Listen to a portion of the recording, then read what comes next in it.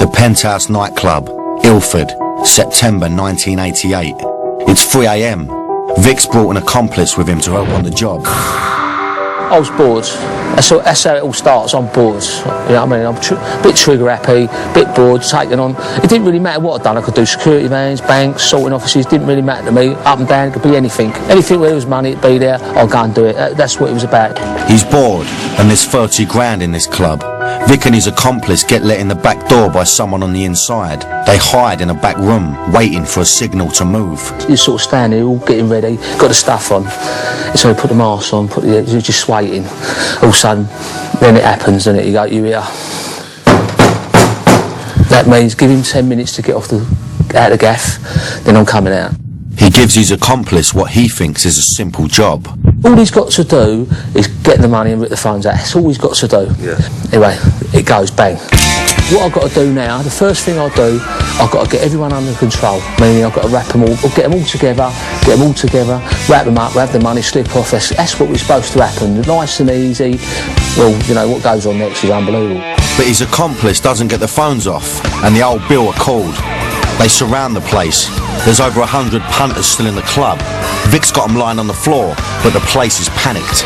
Everyone's running everywhere. You imagine now, you've got 120 people running fucking everywhere, right? So I've got them all down in here. It's at this point in the story where we see Vic turn. He takes the owner of the club and makes him kneel in the centre of the dance floor holding a gun to his head. The paramount thought that I had is just how helpless I was. If they want to kill you, they want to kill you. I grabbed what might or might not have been the gun, and of course it was a gun, and it went off actually in my hand. I was holding the barrel, and when it came down, I got shot in the stomach as well. You don't feel anything when you get shot. In the scuffle, the bullet passes through the club owner into the shoulder of Vic's accomplice. My mate gets shot, the bullet goes through his arm, through here, and out his back, all right? He's like blood spurting everywhere. It's like an heartbeat. It's going. There were 2 injured men, but Vic was only concerned about his accomplice, not the club manager. I lost a lot of blood and apparently caused a blood shortage in Essex and very nearly died. David's condition was critical. I can't imagine what it must be like to be shot 3 times. Vic wasn't interested though. He still had a long night ahead. I've got 2 options. Take my clothes off, put my natural clothes back on, walk out, no I'll get away. Or do I have to carry this, my mate, and get him away? So Vic takes his accomplice and carries him out, leaving behind 100 stunned clubbers, the wounded owner, and all the cash. It's been a total disaster, but it's not over yet. As I'm getting here, Dan, right, I'm carrying my mate now, got him like this. Yeah. Like that, so I've got this thing like that. As I carry like that, as I go like that, the police car goes bang. Yeah. Just pulls in front of me. I haven't got to the car. I can't get to the car. Police car there, police car there. I told the copper, I said, get out of the car. I didn't want the copper, I wanted the car. To put my mate in the car, I'd been critically injured, like, you know. So I just got my mate in the car. Then I looked, so I thought, oh, fuck it. I got the copper, he got back, we've got to put the copper back in the car. Then we're off. This is the moment that catapulted Vic from armed robber to police hostage taker, making him, in the eyes of the law, one of the most dangerous men in the country. The old genuine's racing. So like you imagine, I'm sitting there like that, I'm in the car, the copper's sitting next to me, I've got the gun in his neck like that. So as I said to the geezer, I said to him, you fucking drive, right?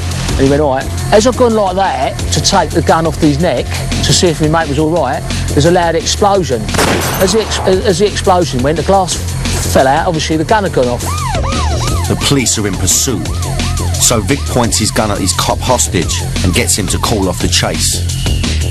He realises he's going to have to change cars, and they pull into a random side street, knock at a door, and an Irishman answers. He goes in, gets the keys, comes out. Instead of taking the keys and walking away, he tries to give me the keys. But as he tries to give me the keys, I can't take the keys, I've got 2 handguns. I've got a handgun in each hand.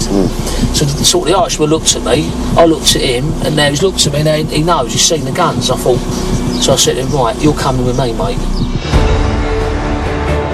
Hostage number 2, and unfortunately for Vic, the Irishman's wife calls the police and tells them what's happened.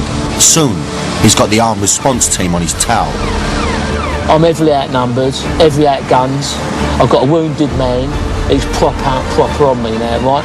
I still will not give up on my mate. I mean, no one in England has ever took out a geezer out a surrounded building you see surrounded by police. Vic drops his accomplice at a safe house where he stays hidden.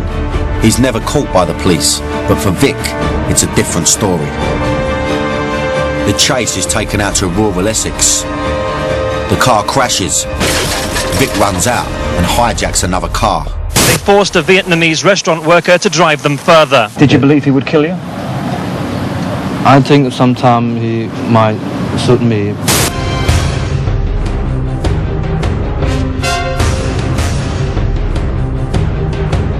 So what I did, I turned around and went, not at them, I went bang, bang, over the top of their heads. So but I don't know what's happened. Then all of a sudden I see back, like yellow flashes, you know what I mean? Obviously they're firing back at me, but I weren't trying to hurt them. Anyway, they was over there, so I just dug a big hole, got a few plants, put them on my head and all that, laid there, right? Now, they know I'm in the fields. They know I'm here somewhere, but they don't know where. And so I just laid there. Then they come back through again. Now this is for nearly 6 hours. Then all of a sudden I get a bit panicked. I thought to myself, I get a thing called hypothermia, where I'm in the earth, it's soaking wet. I started really shaking, do you know what I mean? And with that, Vic had had enough. He crawled out of the muddy hole to face the music. Just over there, I stood up, and then that was it then. And I walked out, it was about fucking 150 coppers that day. I come out with my hands up, and then... There's nowhere to go, was there, really? Nah, I was fucked, I was bottled in. But they said to me, when I got back to the police station, if I stayed there for another hour, they were gone. They thought I lost me there. So if I just stayed for another hour, I would never got nicked.